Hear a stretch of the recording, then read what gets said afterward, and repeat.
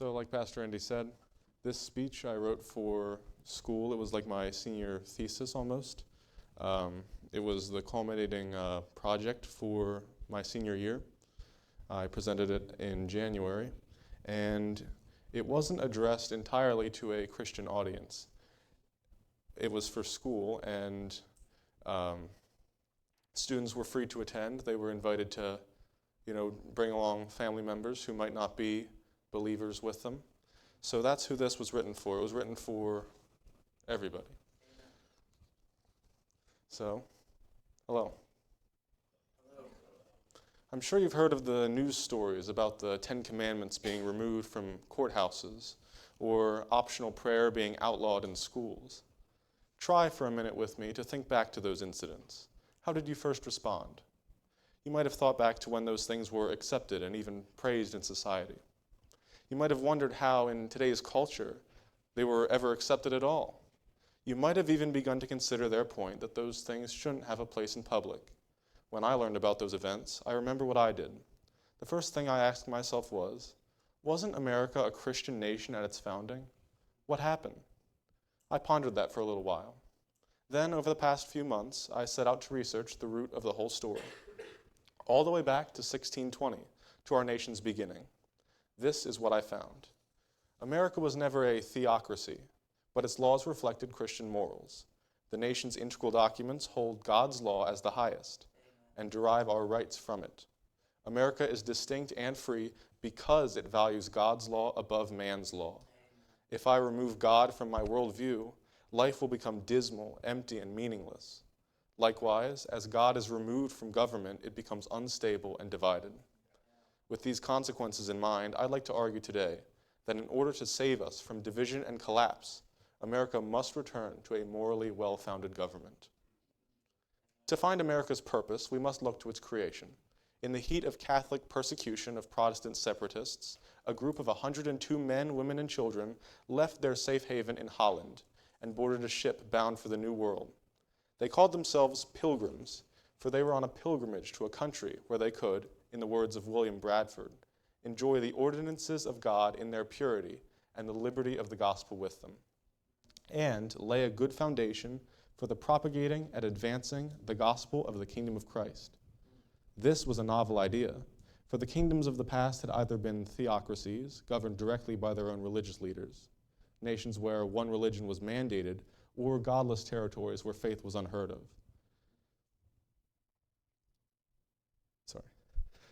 There was no such thing as a land of free religious practice. Some may argue against this fact, but in reality, the pilgrims could only find one town where they could live out their beliefs freely without being arrested, exiled, or killed: the city of Leiden, Holland. Even there, they faced new opposition daily. And so they elected to make the voyage to the New World, facing many hardships along the way. Sorry, are there tissues in here? Oh, yes, there are.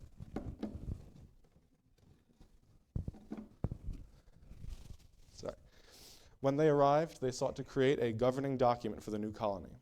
We know this document today as the Mayflower Compact. In it, the Pilgrims set out the purpose of the new Virginia colony, having been undertaken for the glory of God, the advancement of the Christian faith, and the honor of our king and country. The new colony's government was then based upon these grounds, purposed for their better ordering and preservation and furtherance of the ends aforesaid. This was America's first governing document, and while it was only in legal effect until 1697, its influence continued throughout the colonial and revolutionary periods to the time of the Founding Fathers. Possibly the most influential founder during the American Revolution is Thomas Jefferson, the lead framer of the Declaration of Independence. Though he famously rejected the divinity of Christ and the miracles of the Bible, he still strongly believed in the importance of human morality as a God-ordained system of government. In fact, he wouldn't have it any other way. Speaking of the moral code set in place by Jesus, he called it the most sublime and benevolent code of morals which has ever been offered to man. Instead of the humanist, science-worshiping, nihilistic worldview we see spreading today, Jefferson advocated for God-given moral standards in government. In his letter to his nephew, Peter Carr, Jefferson wrote that, "He who made us would have been a pitiful bungler if he had made the rules of our moral conduct a matter of science." Jefferson's Declaration of Independence is, without a doubt, the greatest document in American history. It established the United States as a country and became the foundation for all of its laws. All of our most integral rights are derived from the laws of nature and of nature's God, and the idea that all men are created equal, because this right was endowed by their Creator. If the country were to dismiss the authority of God, it would devalue those God-given rights. Thereafter, the literal foundation of all our laws and government would completely vanish. Again, we must recognize God as the ultimate origin of our country's rights. So we know that America was founded in Christian morals with a purpose. Of course, there are those who would rather disagree. Skeptics may say that Plymouth Colony was a theocracy and therefore it shouldn't be compared to today's government, or that the Founding Fathers were not all Christians, thereby saying that Christianity wasn't and shouldn't be a part of America's laws. There is certainly much debate around the topic of the Founding Fathers' religious beliefs. University of Chicago professor Jeffrey Stone believes that the founders viewed religion's relation to government through an Enlightenment lens that was deeply skeptical of Orthodox Christianity. Furthermore, Dr. Greg Frazier, professor of history and political studies at Masters University, explains that some of the more prominent founders meant something different by the word Christianity than do 21st century evangelical Christians. Consequently, he argues it is not appropriate or intellectually honest to quote their uses of the word today without explaining that they meant a system of moral teachings and not Orthodox biblical Christianity. While this reasoning may be partly true, it just does not hold much weight in this discussion. Even if the Founding Fathers were not all born-again Christians, they definitely still valued the moral aspect of biblical beliefs and looked to God, the only ultimate governor, for a system of law. And this influence, for the most part, did not lessen, for we see the Ten Commandments echoed through the Constitution and our modern state laws, as well as our God-given rights explicitly stated in the Declaration of Independence. James Madison wrote that our Constitution was made only for a moral and religious people. It is wholly inadequate to any other. As religious morality gives way to godless teaching, this system of government that the founders insisted on is now in danger of collapsing. Some may question the reason for adhering to these 250-year-old antique documents that mention this obsolete God that was written by men living in a completely different culture. They ask why we follow their bigoted racist ideals, especially citing the Constitution's silence on slavery and the 1787 Constitutional Convention's protection of the slave trade. We're not living in Thomas Jefferson's deist world, they say. We live in the secular, all-inclusive 21st century. A study by Echelon Insights found that voters under the age of 50 are more than twice as likely as voters over 50 to say that the Constitution should not be a relevant document today. Yet, such concerns are only part of the story. The Constitution was written in a shifting moral climate where slavery, once the norm, was gradually being abolished. It was a product of compromise between delegates from the North, where slavery was not socially accepted, and the South, where it was vital to the economy. Silence on slavery was the only option. Concession to either side would only drive the country apart. Thomas Jefferson himself lamented that the allowance of slavery did not align with America's core values in his Notes on the State of Virginia. He stated, "Along with the morals of the people, their industry is also destroyed. For in a warm climate, no man will labor for himself who can make another labor for him. And can the liberties of a nation be thought secure when we have removed their only firm basis, a conviction in the minds of the people that these liberties are the gift of God? Indeed, I tremble for my country when I reflect that God is just, that his justice cannot sleep forever." No, the founders were not advocating for slavery, and no, they weren't silent on it either. They did as much as they were able in their time, when the colonies were barely held together and would have been driven apart under any circumstances. They left the final resolution for a day when the states would be more unified and prepared. Just as the nation faced the threat of slavery in the past, we're facing another great divisive threat today, the secular revolution. Secularism is defined by Merriam-Webster as indifference to or rejection or exclusion of religion and religious considerations. The term was coined in 1851 during the Age of Enlightenment by the British author and philosopher George Jacob Holyoake, who labeled himself a socialist missionary, and is considered by many to be the father of secularism. The word in a political sense refers to the complete separation of church and state, which implies the removal of theistically based law, and requires that legal decision-making be based on secular rather than religious reasoning. In other words, this prevents any politician from supporting or opposing a law solely based on his own religious beliefs or moral standing. Religion from a secular viewpoint is viewed as a vestigial dependence on a higher being from an earlier time in human evolution, and is today nothing but a hindrance to the advancement of society. We can see these dangerous ideas already taking hold in our law system. We already see the most integral rights of life, liberty, and happiness crumble before our eyes with the pro-choice movement, woke ideology, the sexual revolution, and the dissemination of state socialism. Fyodor Dostoevsky said that if there is no God, then everything is permitted. In the philosophy of humanism, this only follows naturally. From whence are inalienable rights derived except from a higher power? Humanism states that humans as a whole are the highest power. Thus, all liberties are derived entirely from human decision and a vague utilitarian greater good. The motto of the American Humanist Association is, "Good without a God." As Christians, we know that there's a big difference between the goodness of God and the goodness of man. Stephen Jonathan Rummelsburg, a former secular humanist and writer for the Imaginative Conservative, explains in his article, "Is Secular Morality an Oxymoron?" The fact is that ontological good, the ground for the objective standard of morality, is prior to and independent of all created souls. It comes not from man, but from God.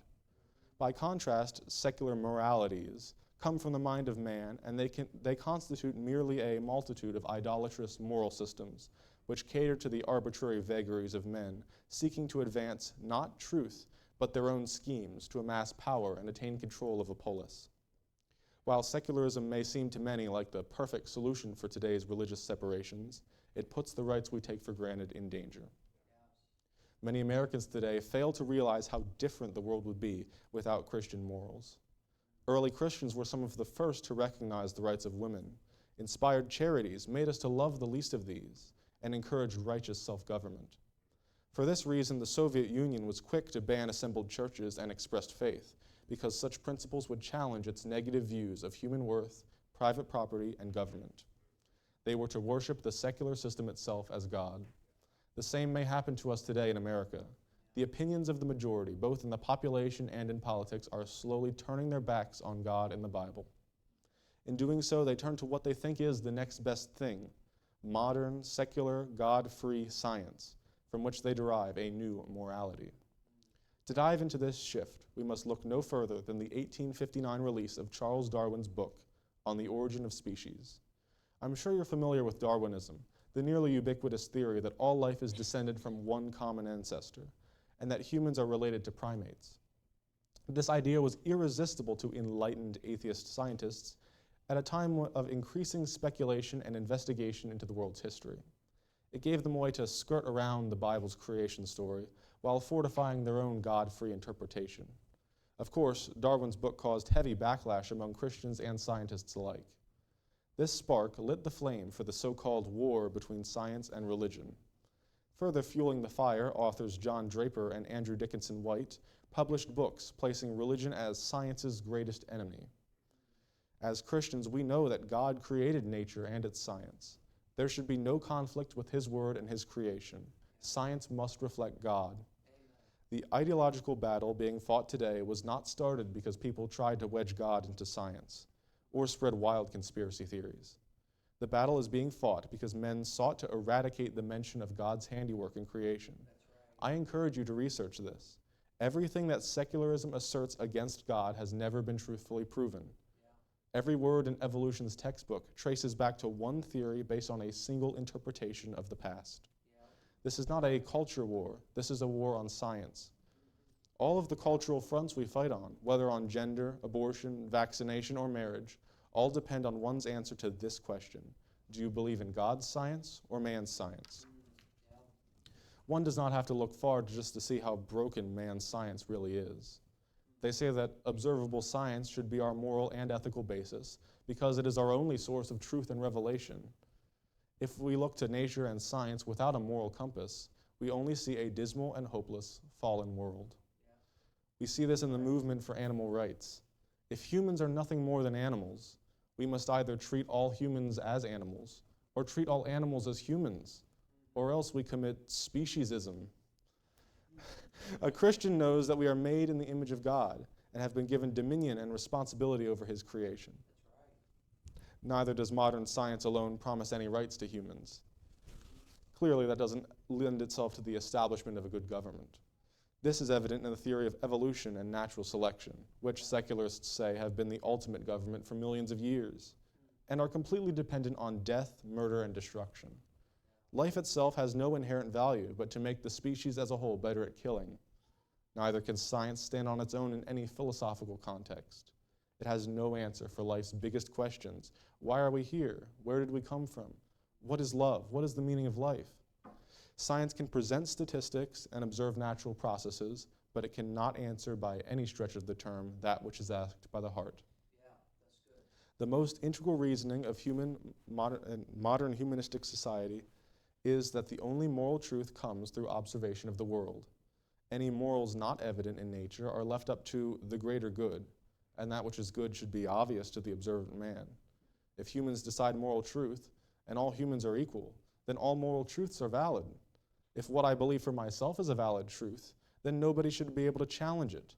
All my rights descend from my truth, because people must respect the truth. Does that make much sense? Not really. When disassembled like this, it sounds like the kindergartner's argument of I'm right and you're wrong. But when disguised in the package of supposedly logical reasoning and then accepted by the majority of society, it becomes very hard to refute and quietly slips into rhetoric everywhere. Since humanism is built on this faulty logic, any further reasoning extrapolated from it must also be faulty. This has led to a host of other problems relating to human nature. For example, since humans are naturally selfish, humanism must leave greed unchecked. This has led to hedonism, consumer culture, and the death of the middle class. Cultural commentator R.R. Reno argues that the rich are driven to be richer through lies and trickery, and the poor spend money on drugs and alcohol, both because they can't find happiness and fulfillment in money. As Christians, we know that selfishness came about as a result of the fall, and that God calls us to live righteously and generously, giving to others to bring glory to Him. Without biblical morals, the family system has also deteriorated. The Bible tells us that God's perfect design for family consists of a mother, a father, joined by marriage with godly and obedient children. Merriam-Webster defines family as the basic unit in society, traditionally consisting of two parents rearing their children. However, this is listed there as a more traditional definition. Family is first defined as simply a group of individuals living under one roof and usually under one head. In this humanist and secular world, even the word family is open to whatever interpretation, however misguided one desires. We can see the impact of this view all around us. Broken homes, single parents who can't provide for their families, absent fathers, strife, divorce, neglected children, rape, poverty, and juvenile delinquency, all of which stem from the deterioration of the family. Many live without a father in heaven. For an increasing number of young people, there's not even a father at home. Fix Family Courts reports that only 6.5% of single mothers with children are widows. 37.8% are divorced, and 41%, the majority, were never married at all. We see the ramifications of the broken family in the lives of young people. Children of a single parent are 5 times more likely to commit suicide, 9 times more likely to drop out of high school, 10 times more likely to abuse chemical substances, 14 times more likely to commit rape, 20 times more likely to end up in prison, and 32 times more likely to run away from home. America has more than twice as many teenage births as other developed nations, says Isabel Sawhill, member of the House Subcommittee on Human Resources. According to the Annie E. Casey Foundation, 71% of families in the city of Detroit are led by a single mother, which is the highest rate in the country. Detroit is also the nation's leader in violent crimes, with 1.2 violent crimes committed per 100 citizens. There should be no question that the decline of our safety of our country stems from the declining family. Anything other than God's perfect design for the family has been shown to be harmful to our children and our communities.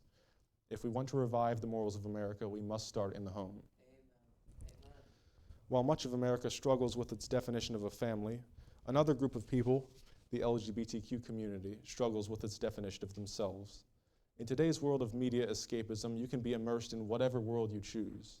as whoever you want to be, that mentality has spread to real life, where you are allowed and encouraged to look, act, talk, and be whoever you feel like, in spite of the characteristics you were born with. While the members of this community view the shift in identity as a revolution or a liberation from a restrictive and unaffirming past, it's actually a devaluing of moral tradition and a complete rejection of truth. When the terms personal belief and choice no longer refer to singularly held convictions and opinions on divergent topics, and instead now refer to opinionated assertions on things that used to be unquestionable, such as gender, history, and human value, is there really any such thing as truth anymore? If truth is what you make it, then how can I know anything to be true? This is the classic postmodernist philosophical argument. The way they see it, if nothing is truth, and truth is nothing, then anything can be truth. Of course, this removes God from the equation. How can we know God for certain if we can't know anything for certain? Postmodernism and secularism, though theoretically opposites, go hand in hand. One values observed knowledge above all, while the other questions if we can truly know anything.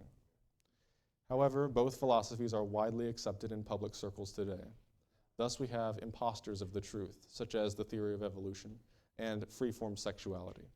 Yes, we can't definitively prove evolution either, but if it removes God from the equation and checks all the obvious observational boxes, it must be true, right?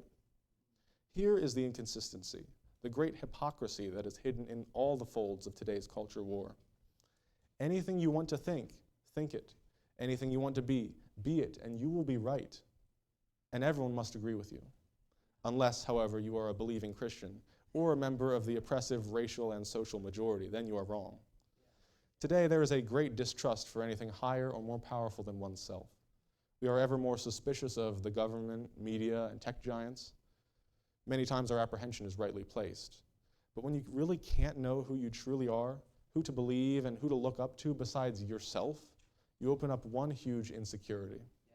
We as Christians, however, are assured in who we are. God's word tells us that we are made in his image and born with a purpose to honor him. Thus, we need not question who we are or feel insecure about where we belong. We are ever secure in his love and care. After all I've told you, I ask you to consider where we've come. The moral order today says that humanity and nature are the only undeniable sources of truth, yet they can't answer the questions of life. What is a family? Who am I meant to be? What is true and right? Who knows for sure? Science can't answer those questions whatsoever. The fallout we see around us stems entirely from this confusion. Any answer that science or humans alone could give has led to death, destruction, and collapse. Here we come to the crux of the discussion. Is it truly possible to reunite morality and truth with America? Yes, I believe we can, and I believe we must.